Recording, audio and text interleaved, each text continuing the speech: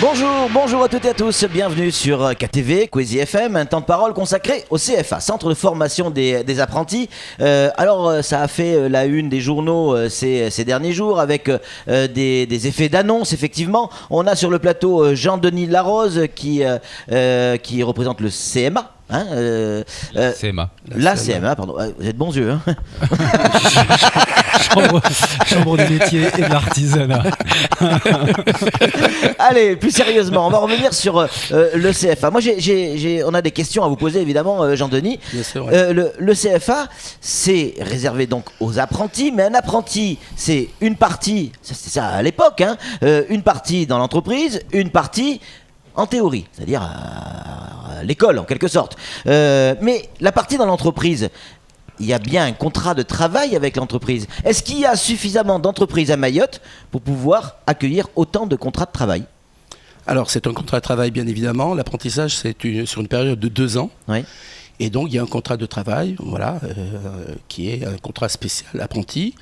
La difficulté à Mayotte, c'est qu'il n'y a pas assez, pour l'instant, d'employeurs. C'est ça. Voilà. Parce Donc, que ça reste un contrat de travail. ça reste un contrat de travail, donc il faut... Adapté, évidemment. Mais, Oui, donc il faut des employeurs. Et on va même plus loin. Dans les mesures gouvernementales qui ont été annoncées récemment, la première année d'apprentissage ne coûtera rien à un employeur pour favoriser le développement de l'apprentissage. À une condition, c'est que l'apprenti soit mineur. Aujourd'hui, on a discuté hier avec Madame Grimaldi, qui se bat pour développer l'apprentissage à Mayotte avec nous. On ne sait pas si ce texte est applicable à Mayotte, déjà. Donc ça serait quand même une difficulté, et ça serait encore mettre Mayotte à l'écart du droit commun en disant qu'il y a de nouvelles dispositions qui sont applicables dans l'apprentissage, mais pas à Mayotte. Ça, c'est un point. Deuxièmement, ce qu'il faut regarder aussi, c'est que le niveau d'âge des apprentis à Mayotte, de première année, fait qu'ils sont souvent majeurs. Ça reviendrait à dire qu'un jeune qui débute l'apprentissage à Mayotte à 18 ans, c'est-à-dire pour un grand nombre, ne pourrait pas bénéficier, son employeur ne pourrait pas bénéficier de cette exonération puisqu'il ne serait pas mineur. Donc la Chambre de métier a demandé au gouvernement de bien vouloir prendre des dispositions pour que, à Mayotte, cette disposition concernant la première année d'apprentissage soit applicable, quel que soit l'âge de l'apprenti. Alors là, aujourd'hui, j'allais dire les professionnels, les chambres consulaires, le vice-rectorat, tout le monde, main dans la main pour le CFA ? En tout cas, c'est comme ça que ça a été présenté. Oui, alors c'est pas forcément comme ça que la réalité, c'est clair. Tout le monde est main dans la main pour dire qu'il faut un CFA. Là-dessus, on est tous d'accord. Ça, on est tous d'accord. Après, il y a des divergences entre les consulaires et les vice-rectorats, tant sur la forme que sur le fond. Voilà. Et donc, c'est dans ce cadre-là qu'il y a eu quelques petits différends entre les consulaires, donc la CCI et la CMA, et puis le vice-rectorat. Alors, en gros, sur quoi vous n'êtes pas d'accord ? En gros, on n'est pas d'accord d'abord sur la forme. C'est-à-dire qu'on a rencontré l'inspecteur chargé de l'apprentissage en septembre dernier, qui nous a dit qu'il arrivait à Mayotte pour monter un CFA, donc on était très contents, et on a convenu de travailler ensemble. Nous avons découvert au mois de fin juin qu'un dossier avait été déposé à la DIECT, à qui le vice-rectorat a dit que ça avait été fait en collaboration avec les chambres consulaires. Or, nous n'avons jamais rencontré qui que ce soit. L'inspecteur apprentissage, on l'a rencontré, mais dans un autre cadre. Et nous entretenons de bonnes relations avec lui, mais on n'a jamais été associé à ce projet. Deuxièmement, ce dossier a été déposé au conseil départemental, alors que nous n'avons pas non plus été associés. Troisièmement, ce dossier a été déposé au conseil économique et social. C'est comme ça que nous avons appris qu'un dossier était déjà fait. Et en plus, il a été présenté début juillet, la semaine dernière, au comité de... Donc ça, c'est sur la forme, Jean-Denis. Sur la forme, dans le sens où effectivement on dit on part tous ensemble, et puis quelque part on vous écarte au fur et à mesure, et ça devient plus qu'un dossier vice-rectorat, grosso modo. Voilà. Voilà. Donc ça, c'est la forme. Ça, c'est une chose. C'est emmerdant, mais c'est pas la fin du monde. Ce qui est important, c'est les jeunes. Alors, ensuite, c'est la façon de gérer c'est l'apprentissage. ça, le fond. Le fond. Donc nous, on rappelle que l'apprentissage, il a été inventé par des professionnels.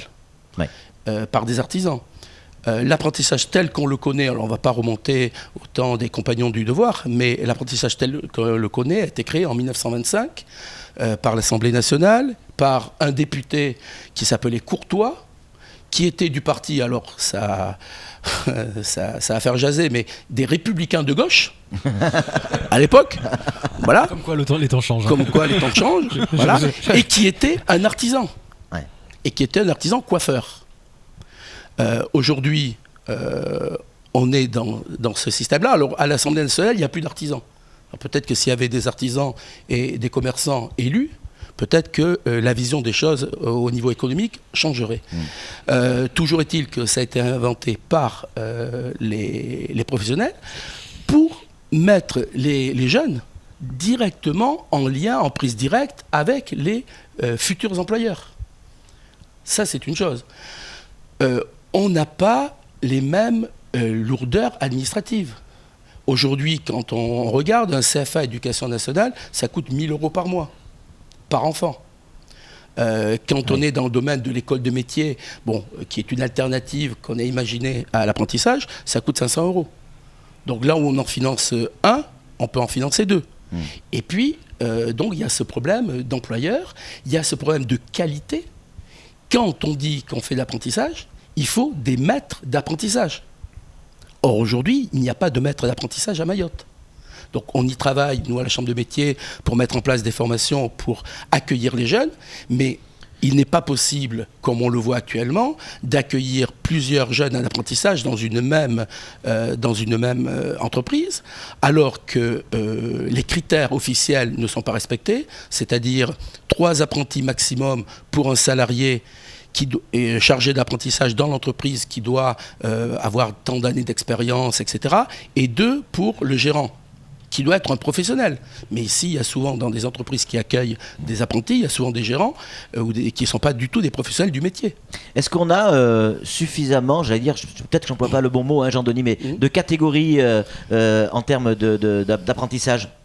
Je dis ça parce qu'on a eu un gamin un peu plus tard que hier au téléphone qui nous expliquait que lui, il voulait faire un apprentissage dans le carrelage et on lui explique qu'il n'y avait pas de place. Et que donc on l'a dirigé vers la mécanique. Il dit mais moi la mécanique, je m'en fous complet, quoi. Donc c'est aussi une difficulté.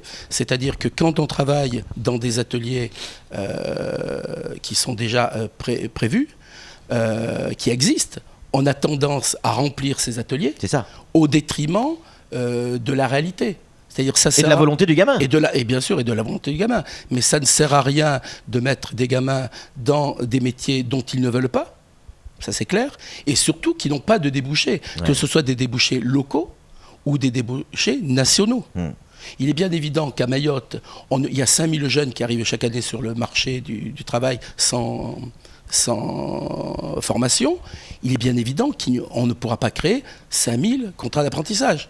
Le Conseil général, en 2013, par la voix d'Ali Moussa, a annoncé la création, sa volonté d'avoir un CFA de 1500 apprentis. C'est impossible. C'est impossible. Donc, il faut être raisonnable, il faut trouver des métiers en tension soit à Mayotte, soit à l'extérieur. Parce qu'on ne trouvera pas un boulot pour ces jeunes-là à Mayotte. Ouais, mais vous dites ça, Jean-Denis, mais regardez la boucherie.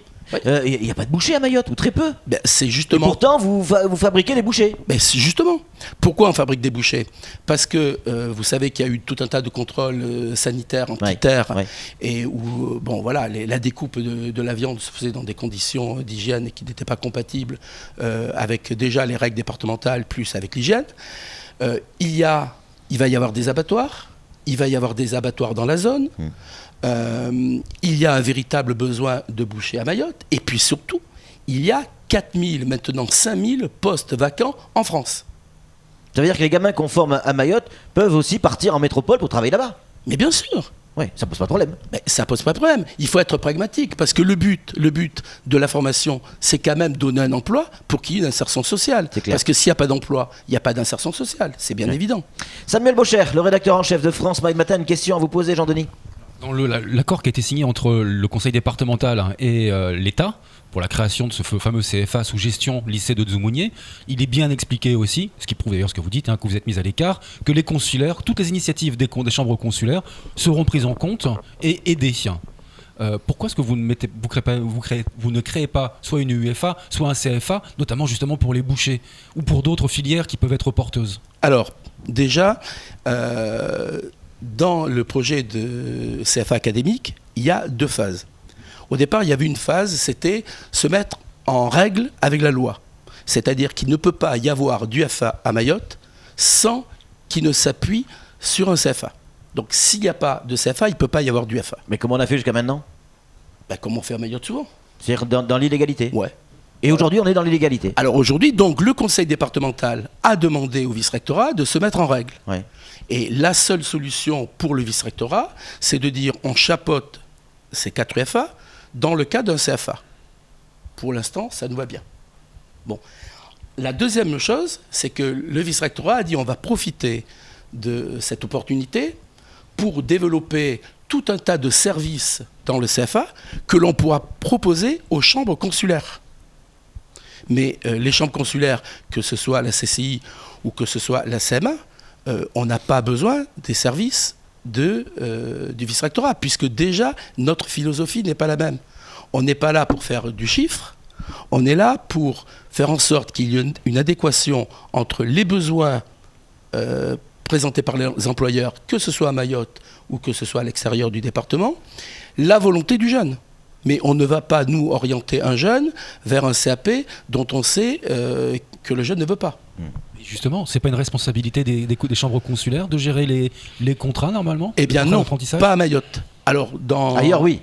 Ailleurs, oui, Ouais. sauf à Mayotte. Alors, à Mayotte, l'article L116.3 du Code du travail prévoit que ce sont les chambres consulaires qui sont là pour gérer les contrats d'apprentissage, pour faire des études sur l'apprentissage, etc. Ce qui paraît logique. Ce qui paraît normalement logique. En métropole, les CCI le font dans le cadre de point A, les chambres de métier le font dans le cadre de centres d'aide à la décision. Ici, ça ne se fait pas. Cet article L116.3 le prévoit depuis une ordonnance de 2009. Mais il y a un article L116.4 qui dit que l'article L116.3 sera appliqué dès lors que le préfet prendra un arrêté. Or, l'arrêté n'a jamais été pris. Alors, nous avons travaillé donc, depuis la réunion de la semaine dernière avec le comité mahorais de la formation professionnelle et de l'emploi. Il semblerait que cette situation soit débloquée.